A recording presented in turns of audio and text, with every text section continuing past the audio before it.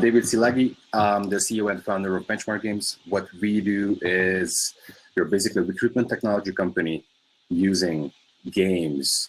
But to be honest, the games are only the caveat of what we do. The only point of using games is to engage existing employees and also find a better way to engage the candidates as well whenever we use the games in recruitment. Everybody likes to play the games and to play games in general. We've been testing it with a fairly wide range of age, and what we've been doing so far is we apply the games on top of the funnel as the first step of any recruitment process. We use different type of game mechanics that focus on behavior. So these type of games are not personality tests per se, but in these games, we measure how employees make decisions.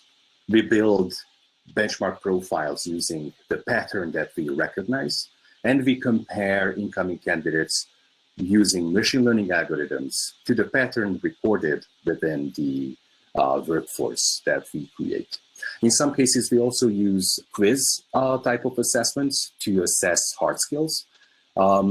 But for now, I wouldn't go too much into the details of the games. I would like to focus more on what type of engagement projects we've been doing so far. Every single time when an employee or candidate plays the games, we provide them with a nicely designed email acknowledging that they actually took the game-based assessment or cognitive game. And we also give back some type of strength report that will make them feel better about the entire experience. So they not only have some fun, but they also learn about themselves. And at the very same time, decision makers within the company see a more elaborate profile of the employee or candidate, focusing on what type of competencies we have measured and how well the person fits into the type of profile set for the position. It's very difficult to elaborate on games without actually going into details regarding them. So let me just show a couple examples of the type of games. I will show now the curiosity type of game. This is more like a quiz, a logic quiz that we apply. We focus on how many different attempts the person does when getting to the goal within the game. We measure very simple inputs, whether it's played on a desktop device or on a mobile device. We focus on how they make decisions and how they cope with unforeseen difficulties. This type of game measures analytical thinking, learning ability, monotony tolerance, and speed, accuracy, and competencies alike. But the idea is that whenever we start a project, we find it important to get existing employees involved, and there are multiple reasons for doing so. We've seen and we've done projects where the employee engagement was only part of an online team building event done through Zoom. Nowadays, I assume there are plenty of such programs within the companies since COVID hit everybody. Another idea or another point of having existing employees take the game-based assessment is to create a profile. It depends on the culture, whether we ask for the existing employees' feedback on how we should transform and digitalize the recruitment process. So by doing so, they play the games and they provide some feedback if they like it or not. They usually do like it. And whenever there are performance indicators available, we also make an attempt to build a benchmark profile that resembles or that shows the cognitive strengths and weaknesses of the role or of the highest performing employees within a specific role. Whenever we can do so, that gives us a great opportunity to apply that very same game and use the machine learning algorithms to compare every incoming candidate to the set profile. That's how we shortlist candidates. In today's conversation or presentation, I would like to shed some light on 3 different type of stories that we've seen over the past few years when we apply the games. One definitely beneficial way to use the game-based assessment in any recruitment process is whenever we would like to implement an unconventional sourcing strategy. When we have performance indicators having assessed existing employees, we have the chance to implement a data-driven shortlisting process. And we've also learned that using games on top of the funnel, that given infrastructure that we've built, we can very easily manage a few thousand parallel gameplays at the very same time. That helps in true high volume hiring type of projects. When it comes to the unconventional strategies, sourcing strategies, we've seen that the challenge was how to identify and engage the right type of persona using social media campaigns. We've recently, before COVID hit us, we've done a project for Telenor where the idea was to focus on the product owner type of position in the digital competencies team. And we had the chance to implement a profile for them, having assessed existing employees within the team. And then our task was to come up with different type of messaging that will grab the eyes of the right type of persona who fits into the team. In the end, we came up with the copy and the advertisement. Obviously, it's in Hungarian. It was running on LinkedIn and Facebook. It was a very short 2-week-long project where, again, since it was pre-COVID, if you remember, those times were very difficult to source highly qualified product owners. You couldn't definitely do that through traditional job posting on job boards. So that's why we had to come up with an unconventional method. We advertised through social media, and we were very happy to see that there were more than 100 candidates who actually started and finished. And since we do follow-up questions with the candidates, we've learned that a considerate percentage of them jumped into the job application process because it was saying that the fast track opportunity to apply is just to click on the access link and start with the game without having to necessarily send the resume or the motivation letter at once. We've learned that there were 20 candidates who had at least 60% similarity to the team's strength, and we used this information to shortlist them. In the end, there were 7 candidates invited to in-person meetings and 1 person hired. The fun fact here was that the person who eventually got hired to the position, based on the HR representative's feedback, they wouldn't necessarily have interviewed him simply based on the resume without the game-based assessment results. So that was very happy to see and hear, because it told us that it's a good way to provide opportunities to those who doesn't have very shiny resumes. Another interesting sourcing strategy we implemented with T-Mobile was that we are actually running on a regular basis a 24-hour recruitment campaign focusing on fresh graduate students.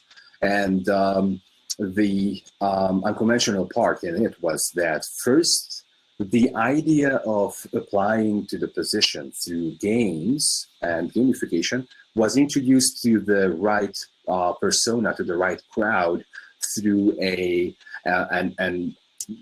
online influencer, a YouTuber, who was talking about what the process is like, what the game is like, and he showcased what type of custom tailored solution we implemented for T-Mo. There was a specific game with custom branded report that every single candidate received. And that was a very efficient way to assess more than 300 candidates within the first day. We shortlisted them, compared them against an existing benchmark profile set on previously hired employees, and the next day the contracts were handed over.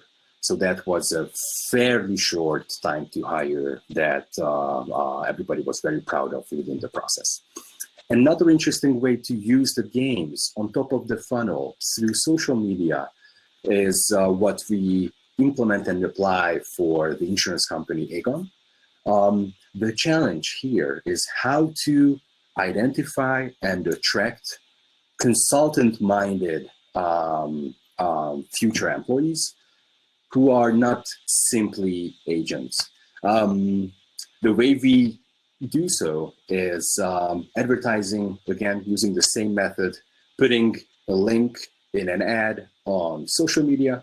Everybody who's interested in finding out more if they would be a good fit in the position without having to go through a very lengthy process can right away start the game-based assessment.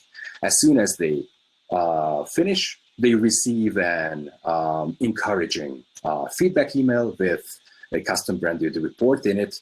And fun fact, since the emails go out from our mail delivery system, we usually see replies to those automatic emails saying that, okay, I like the report that I just received. Can I please see a more detailed report, and can you connect me with the manager right away? And that is just something unusual we've seen within this specific position, that candidates actually take a move forward and would like to be proactively introduced to the managers just because they like the process. Another side benefit of using such a solution in a franchise model type of business is that since each and every level and each and every manager has access to the solution, we can monitor and make it very transparent to the higher management, that who are the managers who are the most actively doing the recruitment and the most actively interviewing the candidates. They find it as one of the key performance indicators for their entire organization, and that's why providing such an information through our dashboard is vital for them. Talking about another type of usage of the games is when we set highly sophisticated profiles within the type of employee engagement and recruitment projects that we apply with coding schools or online boot camps. The challenge in those cases the challenges are that how can you very reliably forecast future prediction of somebody just based on the resume or CV? Remember, we're talking about career changers in these cases, coming in high volumes from across borders, different countries. Our customer support online, on-site and off-site schools as well. And what we've learned over the past few years is that we have been analyzing and researching what makes a good developer successful within the job. And what at the very moment we are capable of measuring is cognitive ability. So that's what we rely on for the time being. Every single time we invite existing employees, developers, and students who have previously successfully taken the courses of the school, and we build a profile using that type of information. The entire idea behind this type of gamification project is let's rely on what's under the hood, basically. So we focus on the machine learning algorithms that will have a high predictive power about the type of applicant who's applying to the course. And what we are doing in these cases is we predict that a certain observed type of pattern within the game-based assessment environment will correlate with higher likelihood of becoming high-performing developers by the end of the course. The crucial goal of such a project is to optimize the applicant pool, because the scarcest resource in these organizations is the time and energy of the tutors or teachers. So what they request from us is a way to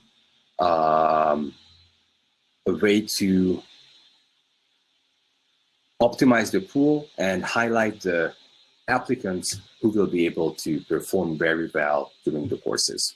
We revise the machine learning models on a regular basis. That's how we can make sure that the solution is on point. Another interesting way to implement gamification and high volume recruitment is what we do for companies like OneByte or Zifo. And keeping in mind there's only 2 minutes in the presentation, let me just highlight what a project we are finishing right now. We've had more than 10,000 candidates in a university recruitment drive-based project across top-tier universities in India. And the entire idea was to provide a less biased and more equal opportunity to all students without having to go through every nitty-gritty detail of the resume of the student when we shortlist them. So we have set a profile based on existing employees. There were approximately 200 existing employees who took the assessment. We received KPIs from the HR. We have built a profile, implemented the game, and compare every single candidate against that profile. Another fairly interesting project we've done for MOL, it was a STEM project across 16 countries, and it was a 100% anonymized process where we integrated the solution within Talio, and the process was very similar. The first part of the application was to start the fresh graduate STEM project or application process by taking the assessment that were consisting of 2 different types of games, because that's how we could cover the most important abilities for that position. And what we were fairly proud of was that 96% of the candidates invited actually finished the assessment and had a fairly good response afterwards. I also collected some pieces of feedback we usually see and hear, but I believe these are fairly biased, because a candidate in a recruitment process would rarely be very critical about the experience and would be prone to praising the process naturally. But we also summarize how often the candidates see similar projects when they apply to certain companies. And we usually see that most of the candidates still find it a very unique and unusual way of sourcing candidates. And employees have a very similar type of feedback about such a process. So my idea about the presentation was to be able to show that there are different type of ways for the employee and candidate engagement using the games. And I'm happy to answer any questions that came up during the process. Thank you very, very much, David. That was actually a refreshing approach to recruiting. We have 2 questions from the audience that I think can be combined into one. There is a question by Eric and Antonina, to mention the names. Do you create a profile of the team and then compare that to the skill of the candidates to make a sort of a matching level? And the second question that is related is, you mentioned that the team fit the percentage of the candidates, and how do you measure it? Yeah, I think I can give a longer answer to both questions at once. So first, obviously we have some industry experience working in mostly white-collar type of positions, but we've also seen that we can get an idea of the company culture by having assessed their very own high-performing, average-performing, and low-performing employees. And as far as they can provide us with the right type of key performance indicators that will objectively and clearly define the high performers, and we can use that information to set a pattern for the high performers. Then we build that into a profile, and we use machine learning algorithms. The very marketing-ish buzzword for it, AI, but to be honest, it's more supervised machine learning method or machine learning models that we build, or our data scientist team builds. And that is what we do to compare every single candidate to the pattern that we have built about the high-performing employees. And when I say the company culture has some unique information in the profile, by that I meant that we usually see that in the very same, for example, developer type of position, a successful and high-performing developer can act somewhat differently in a small company, in a startup, where not every single detail is worked out for them to work on, but they need to figure out some things on the fly. And as opposed to that, a multinational company environment or work environment can be very specific and set, and different levels of monotony tolerance, analytical thinking, learning ability would be needed in order to be a high-performing employee in that position. And we also believe that this is a really good way to let everybody find the type of position they can be very successful and happy in, because we've seen that you might have great skills, but you just don't find your place in a smaller or larger environment just because of the workflow that you need to be efficiently working in is just not a cup of your tea. Mm-hmm. I noticed that you're trying to measure the KPIs and relate the employment to that. So I think the other question from the audience is complementary to that. Beata asks if you're using the solution to hire for complementary skills of the team, to fill a missing skill set instead of a candidate that fits to the existing team average. And I'm also wondering, is that related to, is there any way to incorporate the soft skills that you mentioned apart from the KPIs in relation to performance? Short answer to the first part of the question is we can build from the existing pattern, we can build the complementary profile. So there are cases when for the same position, we have 1, 2, or 3 type of distinct profiles. And in those cases, we can identify who are the candidates who have the complementary skill set. We also use this type of approach to build high-performing teams of 4, 5, or 6 number of team members. So that is a viable option. And the second question is, at the very moment, we are focusing on cognitive abilities, but emotional intelligence, the ability to feel empathy is also very important for us. So we are doing more analysis and research in that field to be able to broaden the scope of the measured competencies. But for the time being, these are only cognitive. All right. Thank you very, very much, David.